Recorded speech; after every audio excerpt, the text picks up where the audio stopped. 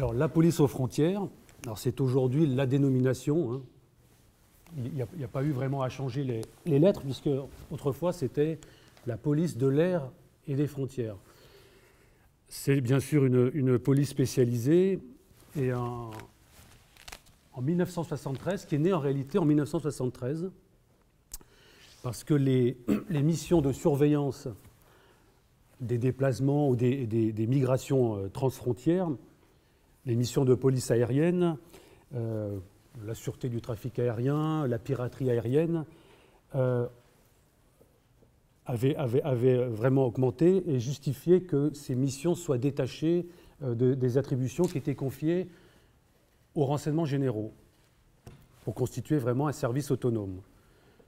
Donc, si j'ose permettre ce raccourci, la police de l'air, aujourd'hui la police aux frontières, est en réalité née dans les trains. Pourquoi les trains ?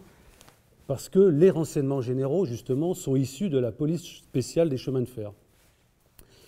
En fait, ce qui va devenir la PAF était à l'origine, sous l'Empire, en 1811, à la création, un service qualifié de police spéciale, avec des commissaires spéciaux, chargés, évidemment, de surveiller l'esprit public, déjà l'opinion publique, les douanes, surveiller les mouvements de port, la ligne des côtes et des frontières, les communications avec l'étranger. Ça deviendra ensuite les commissaires spéciaux des chemins de fer en 1837. Vraiment, les autorités étaient bien conscientes de la spécificité de ce nouveau moyen de transport. Ce sera un petit peu la même chose en 1973 avec l'avion, et c'est pour ça que ça s'est intitulé la police de l'air. Et donc les possibilités à l'époque avec le chemin de fer, des déplacements, et surtout le déplacement des criminels, du banditisme. Cette police est généralisée en 1846, supprimée en 1848, rétablie par décret impérial en 1855, chargée en 1861 de la surveillance des mouvements des étrangers, la police des ports et des frontières. En 1882, on est sous la République. Les policiers spéciaux deviennent officiellement police des préfets, obtenant du coup cette vaste mission d'information qu'on connaissait encore récemment, mais bon, qui a changé de vocable depuis, donc qui est sous le vocable en 1911 de renseignements généraux. Aujourd'hui, les renseignements généraux ont quelque peu disparu ou existent sous une autre appellation. La police de l'air et des frontières est devenue en 1999 police aux frontières. Donc un retour à cet acronyme, je le disais tout à l'heure, assez percutant, tout le monde s'en rappelle, paf. Après l'épisode malheureux en 1994 de la Dicilec, je vous fais grâce de l'acronyme qui rappelle davantage une compagnie d'électricité. C'est dire qu'il s'agit bien d'une police de souveraineté, bien sûr attribut régalien de l'État, en charge du contrôle de l'espace et de ses accès. Alors, je parle de police de souveraineté par rapport à une police qu'on qualifie de police criminelle, chargée de la lutte contre le crime. Tout le monde a à l'esprit la police judiciaire, mais aussi par rapport à la police de tranquillité, la police de proximité, la police de prévention, ou comme disait le philosophe Alain, la police du sommeil. Ça ne veut pas dire que la police aux frontières n'a pas de mission de police criminelle. Par la force des choses, comme M. Jourdain faisait de la prose, naturellement, nous sommes confrontés à la délinquance, notamment à cette délinquance transfrontalière. Individus recherchés, trafic de stupéfiants, divers trafics, trafic de capitaux. Et après, il y a toute la partie que la douane a en charge. Donc en fait, cette notion, c'est très important, cette notion de souveraineté va vraiment sous-tendre toute notre action. Et en fait, nos missions vont s'inscrire vraiment dans un tiraillement entre l'intégration européenne et l'affirmation de cette souveraineté. Quelles sont nos missions ? Vous le devinez aisément. Veiller au respect des règles relatives à la circulation transfrontalière, lutter contre l'immigration irrégulière sous toute cette forme. Je l'ai évoqué tout à l'heure avec notre unité judiciaire, filière, atelier de travail illégal, qui emploie de la main-d'œuvre étrangère, officine de faux documents administratifs. On concourt également à la sûreté des moyens de transport internationaux. On assure des missions de police aéronautique et on contribue à l'éloignement effectif des étrangers en situation irrégulière. Somme toute, la direction centrale de la police aux frontières est une toute petite direction avec un effectif de 10 000 fonctionnaires. Hein. C'est vraiment très faible par rapport à le gros bataillon qu'est la sécurité publique. La police aux frontières est également chargée de missions de coopération opérationnelle dans le domaine de sa compétence. Alors nous avons notamment ce qu'on appelle des officiers de liaison immigration, donc qui sont détachés dans les pays étrangers auprès de nos autorités consulaires afin d'améliorer l'échange d'informations, de recueillir des informations, d'analyser les flux d'immigration provenant justement du pays hôte,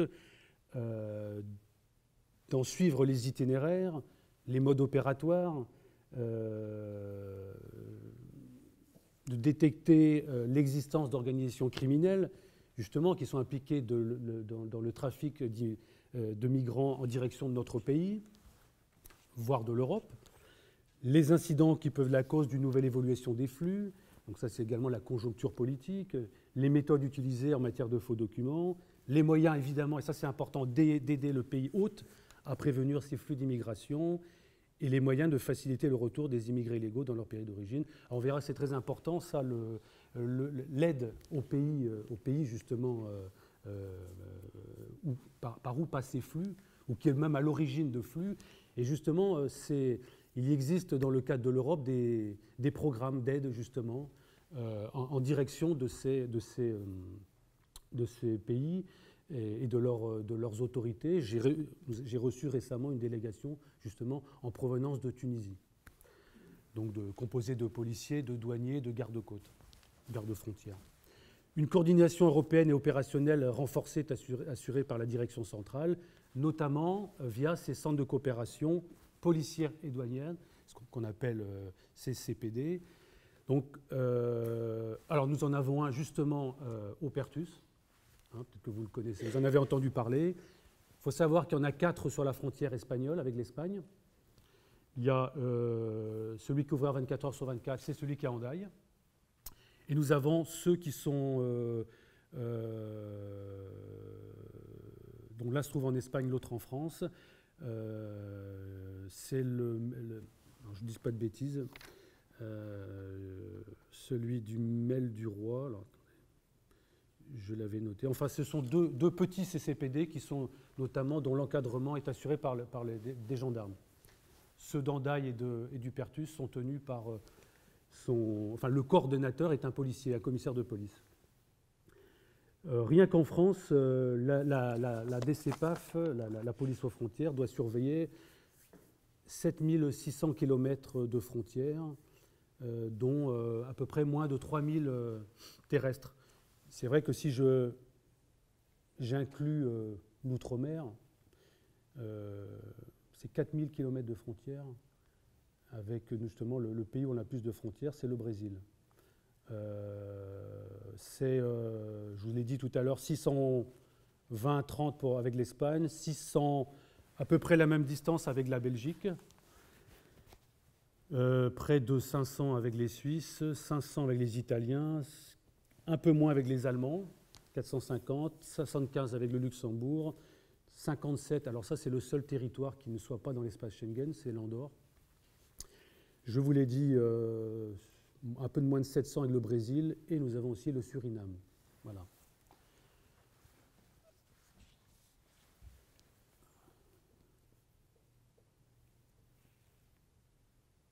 La frontière.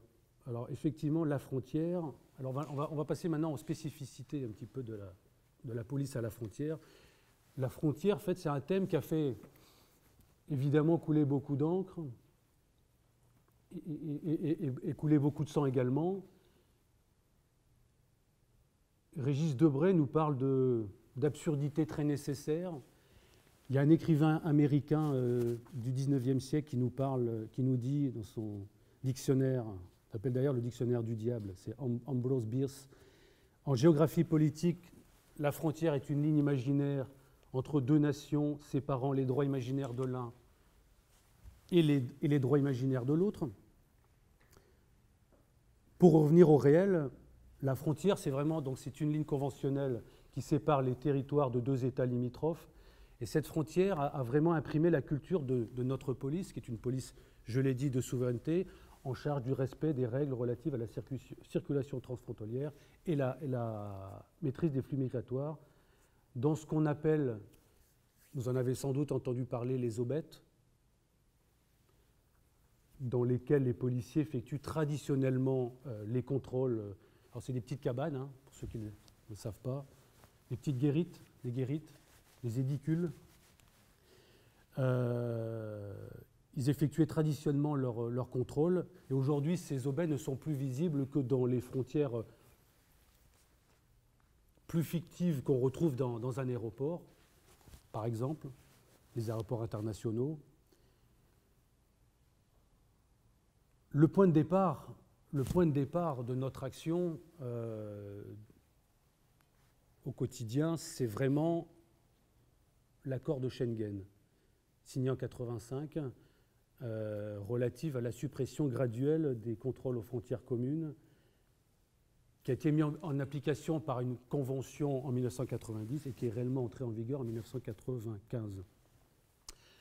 Et cet accord a largement ouvert la voie à la défonctionnalisation de cette frontière, ces fonctions qui étaient relatives au contrôle des flux. L'objectif poursuivi étant évidemment l'harmonisation dans l'intégration européenne, c'est vraiment l'harmonisation des contrôles aux frontières extérieures, la promotion de l'espace de liberté, de libre circulation aux frontières intracommunautaires, donc avec une disparition, une mise en parenthèse de cette frontière, la coopération policière transfrontalière et la coopération judiciaire. En fait, dès lors qu'on avait une disparition de la frontière intracommunautaire, entre guillemets, disparition, on verra que le principe de souveraineté est très vivace. On avait du même coup un renforcement des frontières à l'extérieur de l'Europe. Évidemment, cette intégration européenne ne se fait pas sans réticence, sans restrictions posées par certains États à cet accord de Schengen, lorsque la sécurité au sens large est mise en danger. Donc avec l'existence de clauses de sauvegarde. En 2006, par l'article 20 du règlement, les vérifications aux frontières sont interdites. Ici, à la frontière du Perthus, c'est suite à un avis motivé de la Commission européenne que les aubettes, les fameuses aubettes, sont démantelées. On est là, fin 2010-2011, en vue de supprimer les obstacles à la fluidité du trafic routier au point de passage frontalier, sous peine d'une lourde amende. Donc il y a eu vraiment urgence à le faire. Il y a eu un démantèlement de la plateforme autoroutière. Donc vraiment, le service de police aux frontières se trouve, vous le connaissez sans doute, près de l'autoroute, à 2 km de la frontière, 1 km, quelque chose comme ça. Il y a eu un réménagement de la plateforme où va se trouver ce qu'on appelle le bureau des contrôles nationaux juxtaposés, BCNJ, et en tout cas ce qu'on appelle la plateforme binationale. Parce qu'aujourd'hui, les Espagnols, ont des locaux dans notre service de police aux frontières. Voilà, ils ont des locaux, c'est ce qu'on appelle la plateforme binationale. C'est pour vous dire que la police aux frontières a dû vraiment faire sa révolution culturelle. Pour devenir moins une police qui attend qui attend les flux, qui attend les migrants en situation irrégulière, mais une police proactive. Donc d'où la nécessité de réorganiser ces missions de contrôle. Alors, quelle va être aussi également la spécificité juridique dans ce qu'on appelle, ce qu'on a coutume d'appeler la bande des 20 km, avec ce fameux article, l'article 78.2 du Code de procédure pénale. La fin des contrôles statiques ne veut évidemment pas dire fin des contrôles, mais plutôt changement dans la nature des contrôles. Les contrôles devenant beaucoup plus dynamiques, et réglementés cette fois par le Code de procédure pénale. Ces contrôles vont même se faire plus réguliers. C'est un peu le revers de la médaille. On supprime les contrôles fixes aux frontières intracommunautaires. Du même coup, on doit renforcer les contrôles aux frontières extérieures et on doit multiplier davantage les contrôles à l'intérieur du territoire. Donc toujours avec des dispositions qui guidées par l'idée que effectivement, des risques en frontière, des risques particuliers existent dans cette zone spécifique. Donc on va retrouver cette spécificité juridique dans les modalités de mise en œuvre des contrôles d'identité judiciaire qui sont prévus à l'article 78.2-2 du Code de procédure pénale. Rapidement, le premier cas de contrôle s'inscrit dans le cadre de l'enquête pénale. Commission d'une infraction, raison plausible de penser qu'il y a commission d'une infraction, ou bien que l'infraction a été tentée, ou que la personne se prépare à le commettre, ou quand il s'agit ou quand la personne est susceptible de fournir des renseignements utiles à l'enquête, ou quand il y a des recherches ordonnées par l'autorité pénale, judiciaire. Le deuxième cas qu'on utilise également, c'est les réquisitions du procureur de la République, mais seulement dans des lieux et pour une période déterminée. Alors évidemment, ces contrôles d'identité pourront se faire dans une zone au-delà des 20 km. C'est tout simplement, par exemple, Perpignan. Le troisième cas, c'est motivé par la nécessité de prévenir des atteintes à l'ordre public, quel que soit le comportement de la personne contrôlée. Et le quatrième cas qui nous intéresse s'exerce dans cette zone des 20 km et également dans des zones ouvertes au trafic international. Ici, à Perpignan, ce sera évidemment la gare SNCF. Nous aurons également les ports, les aéroports, les gares routières. On a à l'origine, sur ce dernier cas, on a à l'origine la loi du 10 août 1993 qui a ajouté cette quatrième alinéa à cet article 78-2. On parlait à l'époque d'alinéa 4, on parle aujourd'hui d'alinéa 8. Et à l'époque, les dispositions devaient permettre d'accroître cette zone de 20 km à 40 km par arrêté ministériel. Ces dispositions ont été censurées par le Conseil constitutionnel, qui estimait que c'était une atteinte excessive à la liberté individuelle. Le but de cet alinéa était de compenser justement la suppression des contrôles statiques aux frontières et du fait que les autorités de police n'avaient pas à se prévaloir d'un élément propre à la personne, d'un indice de nature à justifier le contrôle, qui pour autant ne pouvait pas être systématique. Et en tout cas, on ne pouvait pas occasionner une gêne excessive pour les flux. Tout en sachant qu'on a toujours à l'esprit, et c'est toujours la souveraineté qui est au cœur de ces questions, que ces zones présentent des risques d'infraction et de troubles à l'ordre public en raison de la circulation internationale. La Cour de justice de l'Union européenne, suite à une question préjudicielle donc de la Cour de cassation, a considéré dans un fameux arrêt du 22 juin 2010, l'arrêt Melki et Abdelli, que ces contrôles en vue de vérifier bien sûr le respect des obligations de détention, de port, de présentation des documents de voyage étaient contraires au droit de l'Union. Parce qu'ils n'étaient pas effectués sans être liés au comportement de la personne contrôlée, qui n'était pas suffisamment encadré, et qu'en fait on voulait éviter un effet équivalent à un contrôle systématique à la frontière.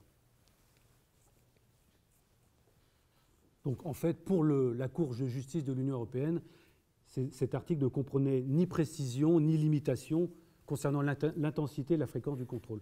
Donc elle dénonce les contrôles systématiques qui s'apparentent à des vérifications frontières. La Cour de cassation emboîte le pas derrière, déclare irréguliers ces contrôles par les arrêts du 29 juin 2010 et 23 février 2011. Justement, cet arrêt du 23 février 2011, il s'agissait d'un contrôle à Cerbère, à la gare de Cerbère. Contrôle qui est déclaré irrégulier par la Cour de cassation car il n'est pas réalisé, qui n'est pas lié au comportement de la personne contrôlée et aux circonstances particulières qui établissent un risque d'atteinte à l'ordre public. Enfin, l'épilogue, nous arrivons à la mise en conformité par la LOPSI, la loi d'orientation et de programmation pour la performance de la sécurité intérieure, du 14 mars 2011. Donc cette fois, tel qu'il est rédigé aujourd'hui, cet article est conforme, dans la mesure où le contrôle des obligations de détention, de port et de présentation des titres et documents prévus par la loi ne peut être pratiqué que pour une durée n'excédant pas 6 heures dans un même lieu et ne peut en aucun cas consister en un contrôle systématique des personnes qui circulent dans ces zones. Voilà.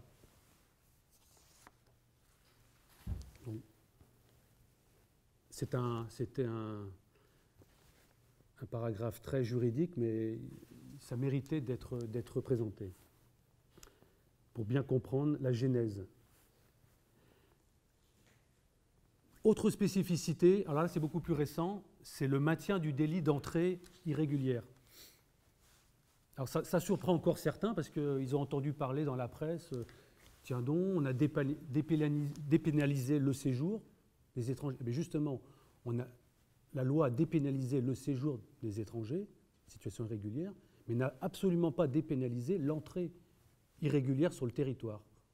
Donc en réalité, la loi du 31 décembre 2012, c'est vraiment très récent, a supprimé ce délit qui était prévu dans l'article 621-1 du CESEDA. Donc je crois que c'est la première fois que je parle de ce code, qui est vraiment une des bibles de la police aux frontières. C'est le code d'entrée du séjour et du droit d'asile. Donc prévoyait 1 an d'emprisonnement et 3 750 € d'amende. En fait, le législateur a pris acte, encore un arrêt important, de la Cour de justice de l'Union européenne de décembre 2011. Alors il y a l'arrêt, excusez-moi la prononciation, Achuk-Badian, et en avril 2012, l'arrêt Eldridi. Et des arrêts de principe rendus par la Cour de cassation dans sa première chambre civile qui posait clairement le principe qu'un étranger ne peut être placé en garde à vue. Un étranger en séjour irrégulier. En fait, dans l'arrêt Eldridi, la Cour de justice de l'Union européenne a rappelé qu'une législation qui prévoyait une peine d'emprisonnement pour le seul motif du séjour irrégulier d'un étranger sur le territoire, malgré l'ordre qui lui a été donné de le quitter, est contraire à la directive, texte très important, la directive dite retour du 16 décembre 2008.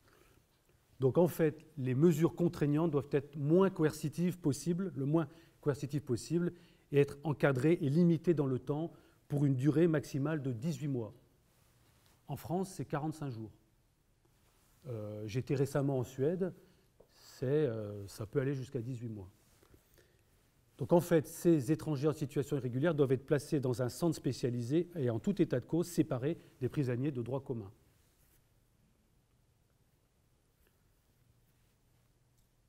Il en est de même pour le régime de contrainte qui va s'appliquer. Là, je vous ai dit, la garde à vue n'est plus possible. Donc, un nouveau régime de contrainte va se créer, c'est ce qu'on appelle la retenue. La retenue va pas pouvoir durer plus de 16 heures et uniquement le temps strictement exigé pour l'examen de la situation de la personne en situation irrégulière. Et en aucune façon, elle devra être placée dans des mêmes locaux que les gardés à vue. Les droits sont pratiquement identiques à ceux d'une personne placée en garde à vue. Autre volet important de la zone frontalière, c'est la coopération interétatique. La notion d'espace judiciaire européen s'est concrétisée avec le traité de Maastricht de 1992, qui est entré en vigueur le 1er novembre 1987, donc ça fait déjà 20 ans. Donc c'est ce qu'on appelait la JAI, les justices et affaires intérieures. Cette notion s'est concrétisée par le traité d'Amsterdam en 1997, qui est entré en vigueur en mai 1999. Donc les normes de l'espace Schengen ont été intégrées dans le traité de l'Union européenne. L'espace de liberté et de justice est devenu un objectif inclus dans les traités sur l'Union européenne par ce traité d'Amsterdam. Et il s'agissait en fait de mettre en commun au niveau européen les politiques de visa, d'asile et d'immigration.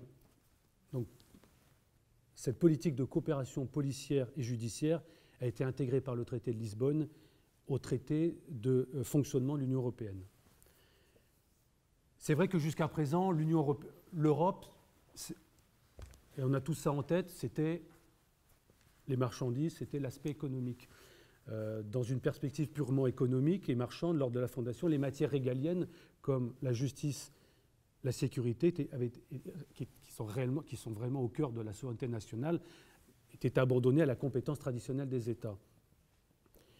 Donc dans cette Europe marchande où circulent librement des personnes, des biens, des capitaux, des services, c'est par la suite ajouté une Europe civique auréolée de ces nouvelles valeurs de liberté, de sécurité, de justice et de respect des droits de l'homme. Des collaborations ont été esquissées, des conventions ont été signées afin de lutter plus efficacement contre la criminalité transnationale qui, effectivement, dans ce monde globalisé, elle se joue de nos frontières, elle ignore nos souverainetés nationales. Donc en fait, la suppression des contrôles, dans le cas de Schengen, a conduit à plus de mobilité, mais aussi à davantage de coopération entre les services répressifs des deux côtés de la frontière, auxquels participent les centres de coopération police-douane. Parmi d'autres mesures ou dispositifs que sont les contrôles mobiles, vous l'avez vu donc dans la présentation, les patrouilles mixtes, les opérations communes et les officiers de liaison à l'étranger.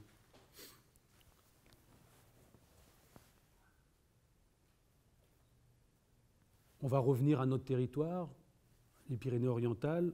Nous avons, on pourra également parler des Pyrénées, j'allais dire occidentales, atlantiques, avec une collaboration, une coopération étroite avec nos homologues espagnols. Et cette collaboration est très importante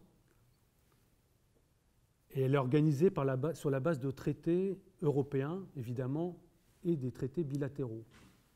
Moi, je parlerai surtout de l'aspect franco-espagnol. Nous avons évidemment la convention d'application de l'accord de Schengen de 1985, on en a déjà parlé, suppression graduelle des frontières aux frontières communes. Nous avons le traité de Blois qui est signé entre la France et l'Espagne en 1998, qui organise une coopération transfrontalière des services chargés de missions de police et de douane, d'une part par l'institution des centres de coopération police-douane, une coopération directe entre unités correspondantes, coordination d'actions communes dans la zone frontalière, notamment pour lutter contre cette délinquance frontalière, prévenir les menaces à la sécurité et les troubles à l'ordre public, recueillir et échanger des informations en matière de police et de douane. Je vous ai dit, je vais y revenir, 10 CCPD et 4 sur la frontière. Je vous ai dit tout à l'heure, Mel du Pont du Roi, pour être précis, et un qui se trouve en Espagne qui s'appelle Canfranc-Urdos. Canfranc-Urdos. Hendaye, Le Pertus. Autre accord, l'accord de Malaga, qui est signé en novembre 2002, relatif à la réadmission des personnes en situation irrégulière. Deux cas de figure. Deux types distincts de réadmission pour les étrangers qui ne remplissent pas les conditions d'entrée ou de séjour. C'est la réadmission qu'on appelle, nous, immédiate. C'est une réadmission simplifiée qui se fait dans les 4 heures. Dès lors que l'on peut prouver que l'étranger en situation irrégulière provient d'Espagne, évidemment, c'est facile à l'entrée. Hein. Il vient de l'autoroute, il vient forcément d'Espagne. C'est facile dans un train qui vient d'Espagne. Ça peut être plus compliqué, c'est même bien plus compliqué quand la personne est contrôlée sur Perpignan. Donc c'est pour lier cette personne à son séjour en Espagne, à sa provenance d'Espagne. Et la seconde réadmission, c'est ce qu'on appelle la réadmission Schengen, qui est traitée par le Centre de coopération police-douane en 48 heures maximum, mais qui n'empêche pas un placement en centre de rétention administrative. Voilà. Et cette première mesure, la plus importante, cette mesure simplifiée, est privilégiée par un avis du Conseil d'État du 21 mars 2011 qui considère que les dispositions justement de la directive retour doivent être prises en compte. Dernier traité, qu'on appelle d'ailleurs communément Schengen+, Schengen 3, c'est le traité de Prüm qui est signé en mai 2005 et qui vraiment officialise les patrouilles mixtes. Vous l'avez vu dans la présentation, qu'elles soient terrestres, qu'elles soient ferroviaires, avec des protocoles qui sont élaborés avec notre homologue, qui est le Cuerpo Nacional de Policía, en application de la législation respective. Si on se trouve sur le territoire français, on applique la législation française. Si on le trouve sur le tronçon espagnol, on applique la législation espagnole. C'est dire que la souveraineté est totalement vivace. On nous parle d'Europe, mais en réalité, on est encore dans la souveraineté des États, malgré tout. C'est un véritable tiraillement. Les dispositions du traité relèvent bien sûr du 3e pilier de l'Union européenne relative à la coopération policière et judiciaire. Ce traité de Prüm prévoit également l'échange de données génétiques, empreintes digitales, données à caractère personnel. J'ai parlé des constitutions des patrouilles communes. Elle prévoit même d'autres formes d'intervention avec des gardes armés à bord des aéronefs, ce qu'on appelle les Sky Marshals. Ça n'a pas forcément été encore transcrit dans le règlement européen, mais tout comme la Convention de Schengen, le traité est ouvert à l'adhésion de tout autre État adhérent, déjà membre ou venant ou adhérent à l'Europe. Cependant, l'article 25 du traité prévoit qu'en cas de danger, le franchissement d'une frontière commune par les agents étrangers peut se faire sans autorisation préalable afin de porter secours à des personnes dont la vie est en danger. Je vous ai parlé tout à l'heure du BCNJ, des bureaux de contrôle nationaux juxtaposés. Il permet à l'organisation coordonner des contrôles entre le pays de départ et le pays d'arrivée. Il suppose évidemment la mise en place de structures communes. Pour nous, c'est le PERTUS, le service de police aux frontières. J'en arrive au CCPD, au Centre de coopération police-douane. C'est un outil de proximité important parce qu'il permet un partage d'informations. Si vous avez deux choses à retenir, partage d'informations, coordination des forces. Il y a eu une première génération d'accords entre 1995 et 1996 qui avait institué des commissariats communs aux frontières intérieures. Dès 1997, nouvelle génération, c'est de mettre en place ces nouvelles structures, les CCPD, et donc un modèle de convention transfrontalière a été élaboré en 1996 afin d'harmoniser les différentes stipulations. 6 accords bilatéraux ont été signés par la France sur la période 1997-2001, avec la Belgique, avec le Luxembourg, avec l'Allemagne, avec l'Italie, avec l'Espagne et avec la Suisse, tous installés près de la frontière, que ce soit en France ou à l'étranger.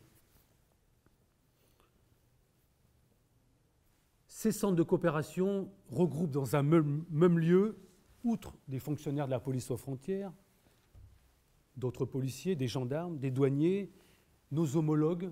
Alors, pour ce qui concerne le PERTUS, le Cuerpo Nacional de Policía, la Guardia Civile et la police catalane, puisque malgré tout, c'est elle qui est compétente en droit commun sur le territoire catalan, c'est même elle qui est en charge de lutter contre les filières d'immigration, les filières de travail illégal, de traite des êtres humains.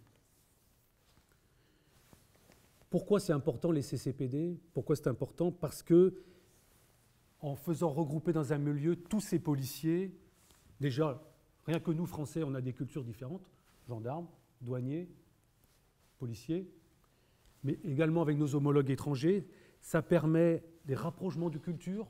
Alors c'est important, la culture administrative, c'est vraiment très important, la culture administrative, et c'est vraiment à prendre en compte.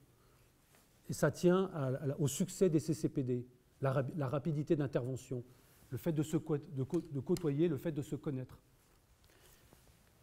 Rapprochement des méthodes, meilleure compréhension des partenaires.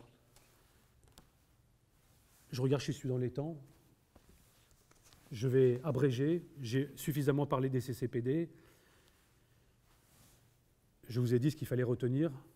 L'analyse, l'échange d'informations, la rapidité d'action. Il existe également une cellule d'information de lésion au Pertus. Et pour en finir, rapidement, on a une mission également administrative qu'on appelle la mission d'abornement, c'est-à-dire maintenir le tracé de la frontière, assurer l'entretien de l'abornement, prévenir et réprimer la destruction, la détérioration des bornes. C'est vrai qu'en dehors des Pyrénées-Orientales, c'est effectué par l'IGN en général. Enfin, Frontex, je vous en ai parlé, je vous en ai pas réellement parlé, mais j'ai évoqué le renforcement des frontières extérieures. C'était vraiment une agence européenne qui est dédiée à la coopération opérationnelle aux frontières extérieures et qui assiste les membres de l'Union aux frontières extérieures pour contrôler les flux migratoires. J'en aurais fini. C'est vrai que le temps passe très vite. Je crois que c'est pour vos questions. Voilà.